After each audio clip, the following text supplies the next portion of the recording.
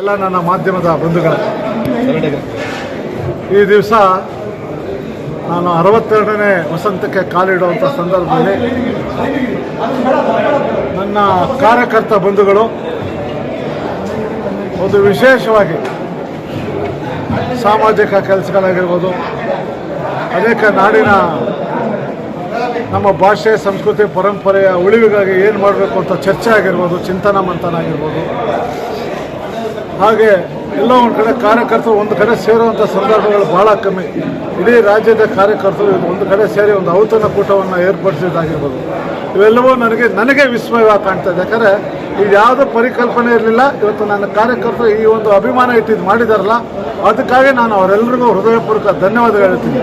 ನನ್ನ ಒಂದು ಜನ್ಮದಿನದ ಸಂದರ್ಭದಲ್ಲಿ ವಿಶೇಷವಾಗಿ ತಾಯಿ ಭುವನೇಶ್ವರಿ ನಮ್ಗೆ ಇನ್ನೊಂದಷ್ಟು ಹೆಚ್ಚಿಗೆ ಉತ್ಸಾಹ ಶಕ್ತಿಯನ್ನು ತುಂಬಿ ನಾಡಿಗಿರೋ ಗಂಡಾಂತರಗಳನ್ನ ದೂರ ಮಾಡೋ ಶಕ್ತಿನ ನನ್ನ ಕನ್ನಡದ ಜನರಿಗೆ ಕೊಡಲಿ ಅಂತಕ್ಕಂಥ ಒಂದು ತಾಯಿಯಲ್ಲಿ ಪ್ರಾರ್ಥನೆನ ನಾನು ಮಾಡ್ತೀನಿ.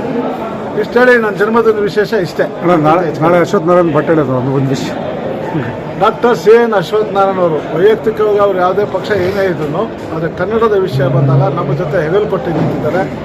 ಅವರು ಸಹ ಇವತ್ತು ಈ ಕಾರ್ಯಕ್ರಮಕ್ಕೆ ಒಂದು ಶುಭವನ್ನು ಕೋರಿದ್ದಾರೆ. ನಾವು ಮುಂಗಡವಾಗಿ ಅವರಿಗೆ ಹುಟ್ಟುಹಬ್ಬದ ಜನ್ಮದಿನ ಶುಭಾಶಯಗಳಿದ್ವಿ. ಈ ಒಂದು ಸಂದರ್ಭದಲ್ಲಿ ಸಾರಾ ಗೋವಿಂದ್ ಅವರು, ಮಾಜಿ ಮಂತ್ರಿ ಮುನಿರತ್ನ ಅವರು, ನಗರ ಪಾಲಿಕೆ ಸದಸ್ಯರುಗಳು, ಕನ್ನಡ ಪರ ಹೋರಾಟದ ನಾಯಕರುಗಳು ಎಲ್ಲರೂ ಬಂದು ಶುಭ ಕೋರಿರೋದು ಎಲ್ಲೋ ಒಂದು ಕಡೆ ನಮಗೊಂಥರ ಇನ್ನೊಂದಷ್ಟು ಜವಾಬ್ದಾರಿನ ಹೆಚ್ಚಿದೆ ಅಂತಕ್ಕಂಥ ಭಾವನೆ ಕಂಡು ಬರುತ್ತೆ.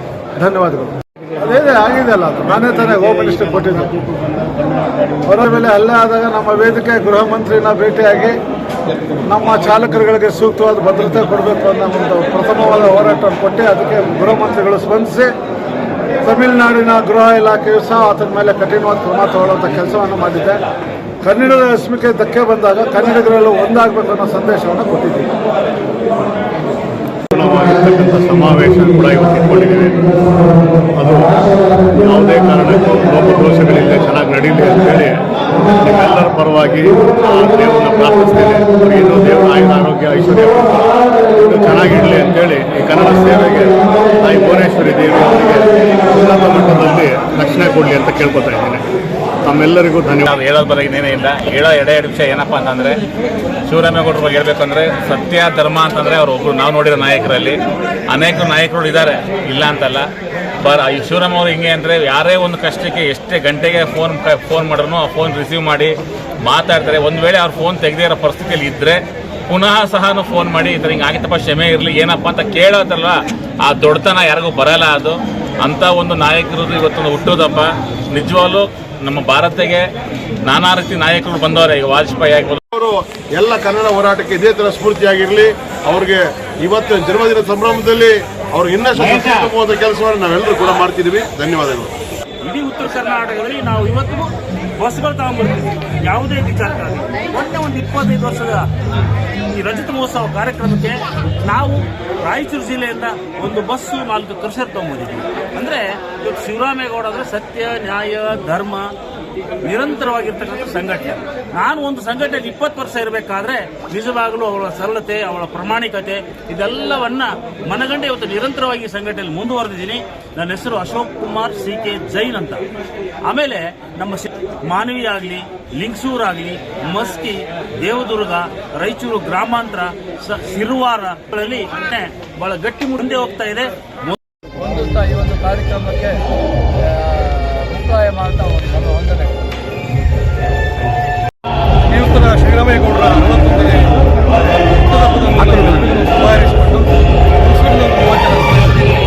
ನಾನು ಶುಭಾರೈಸ್ತಾ ಇದ್ದೀನಿ. ದೇವರಿಗೆ ಚೆನ್ನಾಗಿ ಹೋರಾಟಕ್ಕೆ ಶಕ್ತಿ ತುಂಬಿ ಅಂತ ಆ ತಾಯಿ ಚಾಮುಂಡೇಶ್ವರಿ ಮೈಸೂರಲ್ಲಿ ಯಾವ ರೀತಿಯಾಗಿ ಸಂಘಟನೆ ಶಿವರಾಮೇಗೌಡ ಮೈಸೂರಲ್ಲಿ ನಾವು ತುಂಬ ಚೆನ್ನಾಗಿ ಮಾಡ್ಕೊಂಡು ಬರ್ತೀವಿ. ನಾವು ಒಂದು ಶಾಲೆನ ದತ್ತು ತಗೊಂಡಿದ್ದೇವೆ. 23 ಮಕ್ಕಳಿದ್ರು 3 ವರ್ಷದ ಹಿಂದೆ. ನಾವು ಈಗ ಅಲ್ಲಿ 3 ಜನ.